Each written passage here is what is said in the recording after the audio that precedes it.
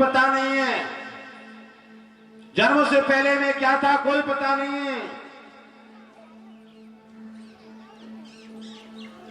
आप अपने कमरे में बंद हो जाइए, अपने आप से प्रश्न कीजिए, तब आपकी आत्मा से सिर्फ एक ही जवाब निकल करके आएगा। चल रे हंसा अमर लोक को,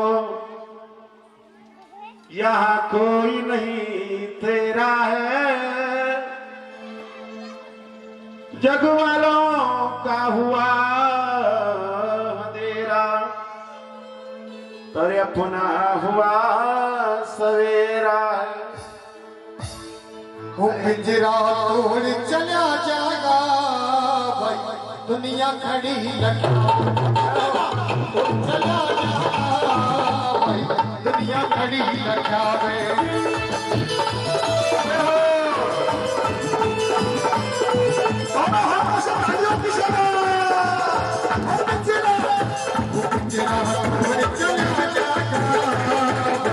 दुनिया खड़ी लगा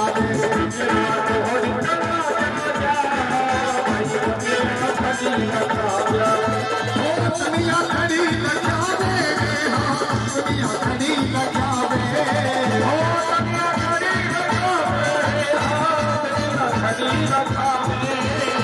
दुनिया खड़ी लगावे, दुनिया खड़ी लगावे, दुनिया खड़ी लगावे। पिंजरा ओ पिंजरा चला दुनिया खड़ी लगावे।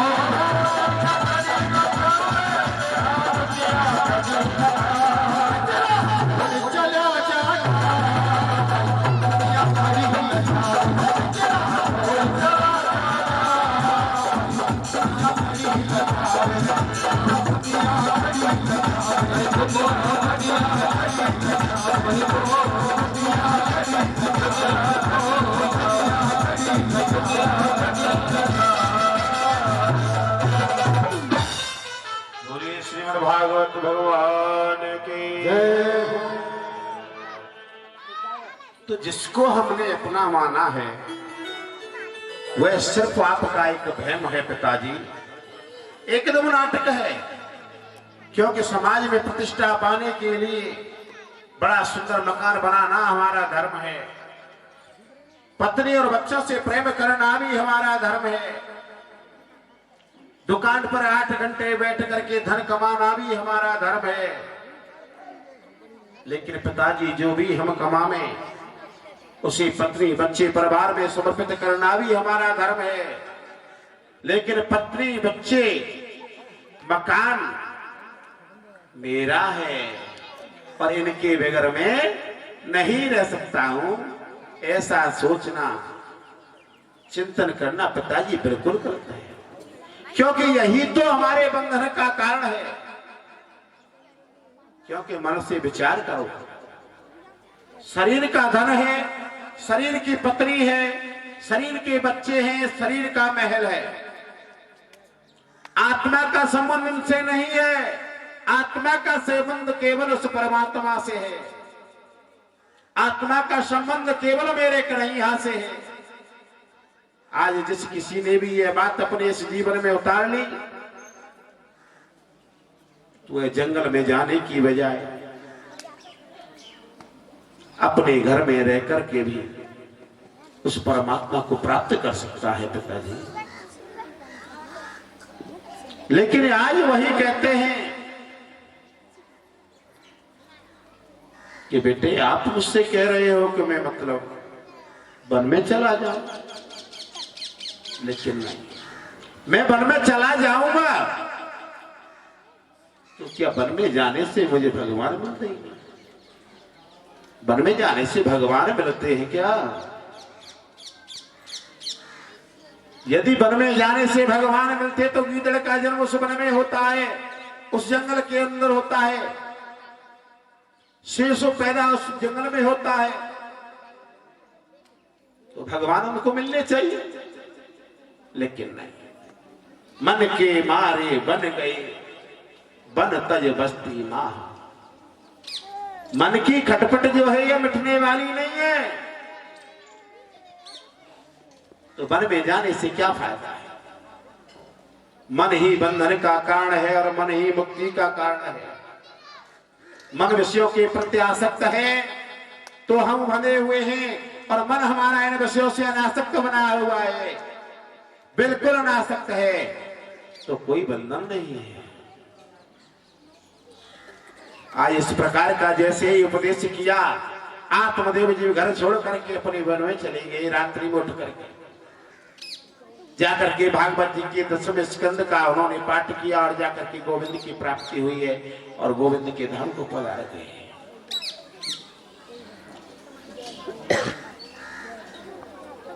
इधर में धंधकारी घर में आतंक मचा दिया। सोचा पिताजी जंगल में चले गए, भाई गोकर्ण चले गए तीर्थ यात्रा में, और माँ को तो मना ही लूंगा, माँ से आता है पैसे मांगता है, माँ मना कर देती है, क्यों मेरे पास क्या बचा है पुत्र, तू सब कुछ नहीं करके चला गया, सब कुछ तूने लुटा दिया, वो कुछ नहीं है। तो माँ को घसीट घसीट करके पीटने लगा। माँ को दुखी हो गई, रोती है, चिल्लाती है, लेकिन कोई बचाने वाला नहीं आता है। माँ जाती है और रात्रि में जाकर के कुएं में कूद पड़ती है और अपना गोविंदाय नमो नमः बोलिए जय श्री राधे श्याम।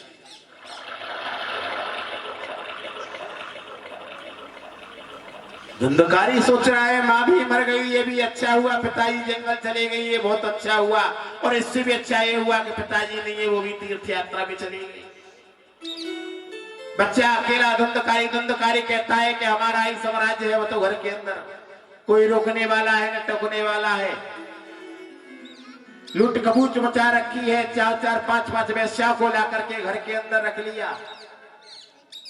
एक उस आत्मदेव ब्राह्मण बड़ा ही सीधे स्वभाव सरल स्वभाव का व्यक्ति, उसके स्वर्ग जैसे घर को कांटा बना दिया। घर में जगह जगह मांस के टुकड़े पड़े हुए, शराब की बोतलें पड़ी हुई हैं, 5-5 वैश्याओं को ला करके रख लिया है घर के अंदर। लेकिन आज वैश्याएं सोच रही है कि इसके पास अब धनवंत तो नहीं है, क्योंकि वैश्याओं को तो धन चाहिए। धुंधकारी राजा की नजरों में चढ़ गया है, कई बार पहले भी दंड मिला है, लेकिन अब तो इतना अत्याचार करता है कि नाबाद अब वो दोनों बच्चों को उठा करके ले आता है, कुएं में फेंक देता है, मार देता है, काट देता है, जला देता है, घरों में आग लगा देता है। अब ये किसी दिन पकड़ा जाएगा, इसके साथ में हम भी पकड़े जाएंगे और सजा हमको भी मिलने वाली है। 5 वैश्याओं ने प्लान किया, रात्रि में सोते हुए धुंधकारी को पकड़ लिया, रस्सी से बांध दिया, उसका गला दबा दिया और उसके मुंह के अंदर जलते हुए अंगार भर दिए। धुंधकारी का गोविंदा नमो नमः उसको लेकर के उसके मकान के अंदर गड्ढा खोद के गाड़ दिया और वहां से वैश्या सारा धन लेकर के चली गई।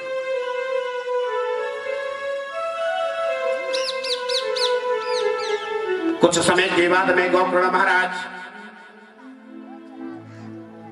अपने गांव घूमने के लिए आए। रात्रि का समय है, सोचा कि क्या गांव वालों को परेशान करना है, अपने आत्मदेव पिताजी का घर सूना पड़ा है, उसी के अंदर जाकर के मैं रह लेता हूं। रात्रि में यदि गांव वालों को पता चलेगा कि गौकर्ण जी आए तो सभी लोग परेशान हो जाएंगे।